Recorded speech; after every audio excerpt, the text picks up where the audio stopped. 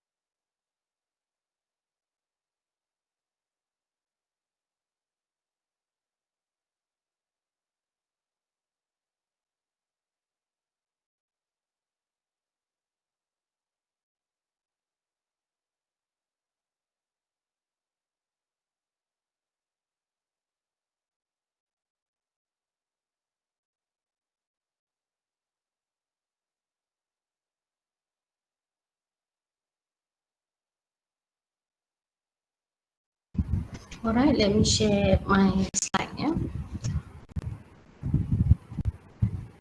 Okay.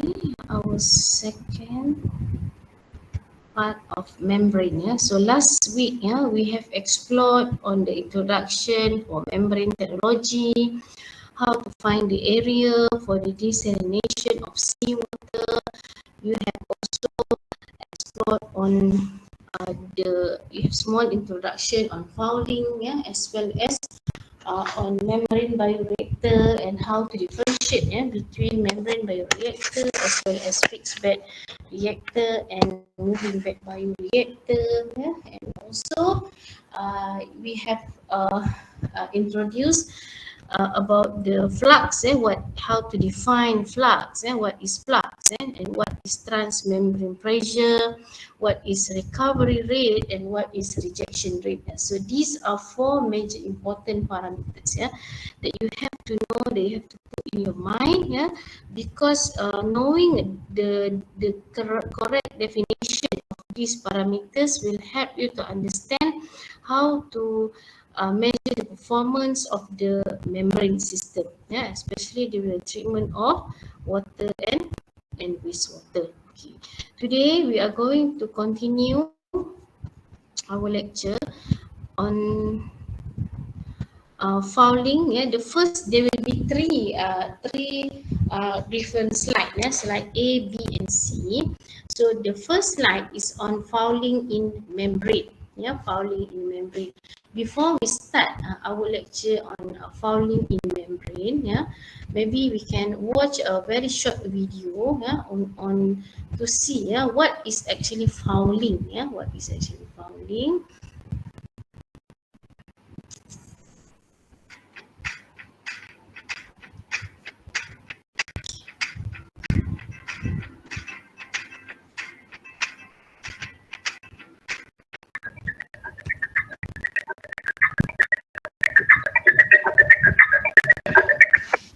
Membrane fouling is a process whereby a solution or a particle is deposited on a membrane surface or in membrane pores in a process such as in a membrane bioreactor, so that the membrane's performance is degraded.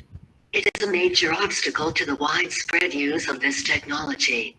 Membrane fouling can cause severe flux decline and affect the quality of the water produced.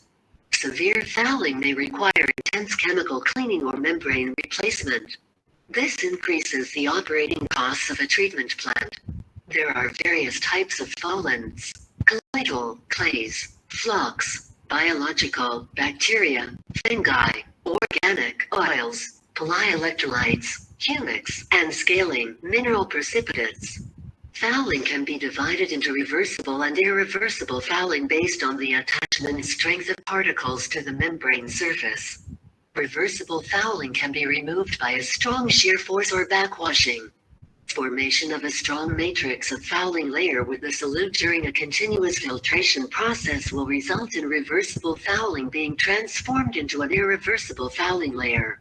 Irreversible fouling is a strong attachment of particles. Okay, so this is a very important point. Yeah? Fouling can be divided. And there are few formation of fouling that we are going to explore.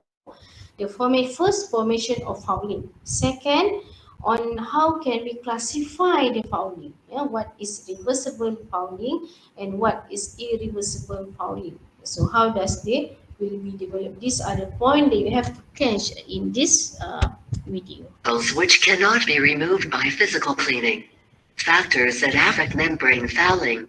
Recent fundamental studies indicate that membrane fouling is influenced by numerous factors such as system hydrodynamics, operating conditions, membrane properties, and material property, solute.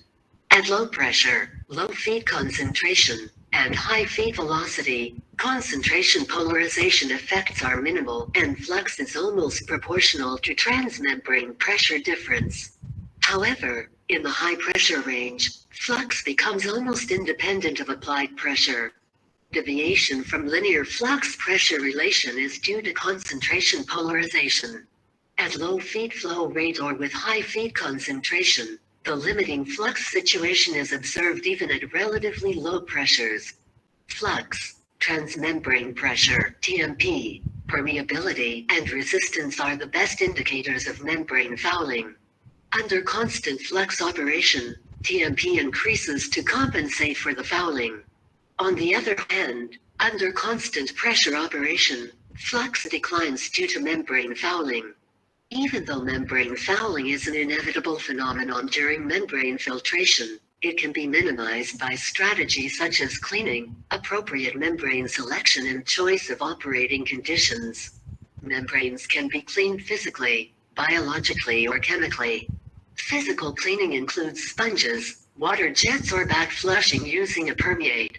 Biological cleaning uses biocides to remove all viable microorganisms, whereas chemical cleaning involves the use of acids and bases to remove foulants and impurities.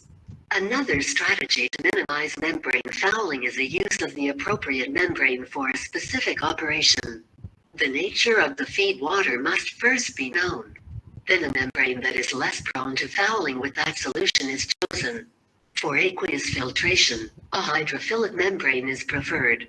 Operating conditions during membrane filtration are also vital, as they may affect fouling conditions during filtration.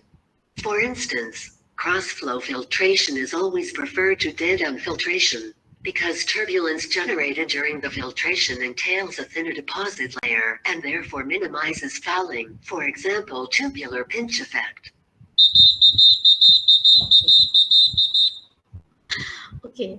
Uh, as mentioned in the video just now, yeah, whenever we At low would like to pressure, maintain the flux, whenever we would like to maintain the flux, we have to always increase the transmembrane pressure, yeah, because we have to compensate, yeah, with the development of the fouling, because fouling can cause clogging, yeah, on the surface of the membrane. Okay, so let's see, yeah, what is actually fouling, yeah. Okay, so fouling in general can be defined as the gradual decrease in the permeate flux, water flux as the constant pressure. Yeah, last week, yeah, I did share with you. Find the graph. If you are lucky, then we can find the example of the appendix.